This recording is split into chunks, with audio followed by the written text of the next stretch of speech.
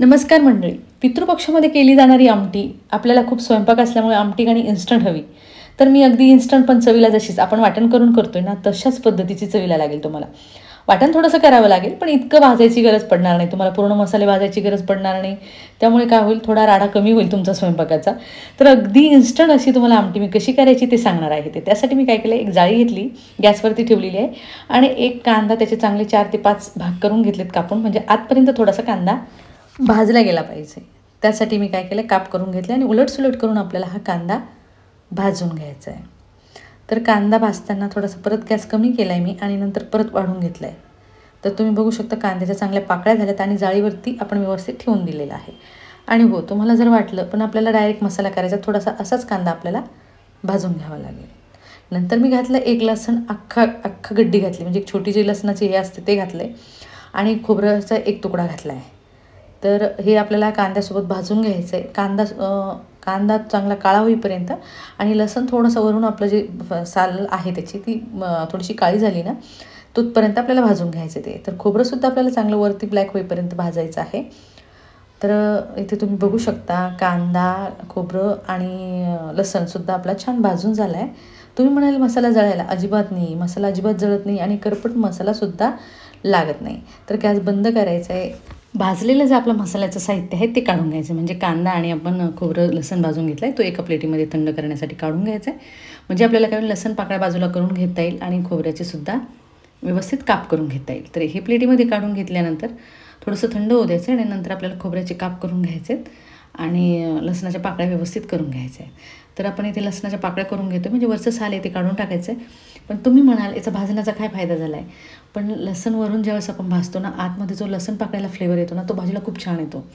Try करून बघा तुम्ही. एवढंच आपल्याला वाटण करून घ्यायचं आहे, म्हणजे काय होईल, तुमचं अगदी सोपं वाटण होईल. तर हे वाटण आपलं टाकून घेतलं आहे मी, जे मसाला भाजून घेतला होता तो. आणि घरगुती मसाला मी चांगला 3 चमचे घेतलेला आहे. याची लिंक मी तुम्हाला डिस्क्रिप्शन बॉक्समध्ये देईल. कोथिंबीरच्या काड्या घालायच्या चांगल्या अर्धी वाटी. लाल मिरच पावडर तुमच्या आमटीनुसार घाला, कारण मसाल्यामध्ये चांगलं थोडंसं तिखट आहे. तर मी त्या आकाराने 1 चमचा, अर्धा चमचा हळद घालायची त्यामध्ये आणि कांदा लसूण मसाला घालायचा आहे आपल्याला 1 चमचा. याचं आपल्याला पाणी घालून वाटण करून घ्यायचं आहे.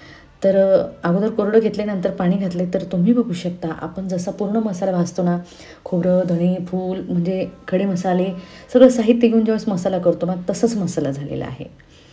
तर येथे तेल घेतलं आहे मी कढईमध्ये चांगलं 2 चमचे. त्यामध्ये लसणाची पेस्ट घालायची आपल्याला 1 चमचा. मस्त ब्राऊन होईपर्यंत आपल्याला लसूण फ्राय करून घ्यायचा आहे. लसूण फ्राय करून झाला की त्या स्टेजवरती आपण जो मसाला करून वाटण करून घेतलं आहे ना ते घालायचं आहे. आणि मसाला इतका छान फ्राय करून घ्यायचा की त्याचा फ्लेवर अगदी किचनमध्ये दरवळला पाहिजे, अशा पद्धतीचं फ्राय करायचं आहे. तोपर्यंत तुम्ही मिडियम गॅसवरती ठेवून बाकीचा स्वयंपाकसुद्धा करू शकता. पण मी तुम्ही म्हणाले तर वाटणच काय वेगळं आहे, पण सोपं जातं. आपल्याकडे जर मसाला आणि नसेल तुमच्या घरी घरगुती मसाला, तर मार्केटमधला तुम्हाला जो मसाला आवडत असेल तो फक्त थोडा कमी प्रमाणात घालायचा, कारण त्याचा स्ट्रॉंग फ्लेवर राहतो. तर थोडासा कमी घालायचा आहे आणि कांदा आणि खोबऱ्याची पेस्ट थोडीशी वाढवायची, म्हणजे तुमच्या मसाल्याची क्वांटिटी अगदी व्यवस्थित होईल. तर मसाला चांगला तेल सुटेपर्यंत मी फ्राय करून घेतला आहे. तर या स्टेजवरती आपल्याला काय करायचं, म्हणजे मिक्सरच्या भांड्यामध्ये जे मसाला काढून घेतला आहे त्याच भांड्यामध्ये मी चांगलं अर्धा ग्लास पाणी घातलं आहे आणि तो भांडं व्यवस्थित धुवून घेतलं आहे आणि पूर्ण मसाला यामध्ये टाकून घेतला आहे. तर काय होतं, तुमच्या मसाल्याची ग्रेव्हीसुद्धा अगदी छान येते कांद्याच्या पेस्टमुळे, म्हणजे आपण जो कांदा भाजून वापरलेला आहे त्याने छान पेस्ट होते. तर आपल्याला ग्रेव्हीच्या आकाराने त्यामध्ये पाणी घालायचं आहे. तुम्ही म्हणाल किती घालायचं, अंदाजे घालायचं आहे. आणि ज्यावेळेस आपण चमच्याने ग्रेव्ही वर करून बघतो ना त्यावेळेस तुम्हाला त्याचं घट्टपणा जसा पाहिजे तसा तुम्ही ठेवू शकता. तर इथे मी चांगलं 1.5 ते 2 ग्लास पाणी घातलेलं आहे आणि आकारानेच घाले. मी तुम्हाला सांगितलं आहे आकारानेच आपल्याला पाणी घालायचं आमटीच्या. तर इथे व्यवस्थित माझा अति पातळही नाही अति घट्टही नाही, जशी आमटी आपल्याला प्यायला लागते ना, खायला लागते त्या टाईपची मी केलेली आहे. तर इथे बरोबर मी 1.5 ग्लास पाणी घातलं आहे आणि याला काय करायचं, चमच्याच्या साहाय्याने एकदा बघून घ्यायचं आहे घट्ट आहे की पातळ. आणि नंतर आपल्याला यामध्ये घालायचं आहे चवीनुसार मीठ.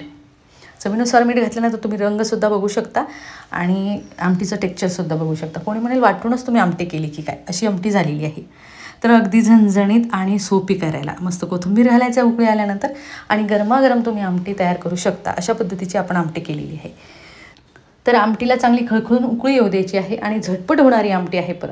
प्रत्येक जणीला काय होतं, पूर्ण मसाला काढून आमटी करायची म्हटलं की वेळ जातो, पण ही अगदी सोपी आणि झटपट होणारी आमटी आहे. तर आमटीचा रंग, आमटीचा स्वाद तुम्ही जसा पाहिजे तुम्हाला तशा पद्धतीने, फक्त मसाला तुमच्या पद्धतीने तुम्हाला इथे वापरायचा आहे.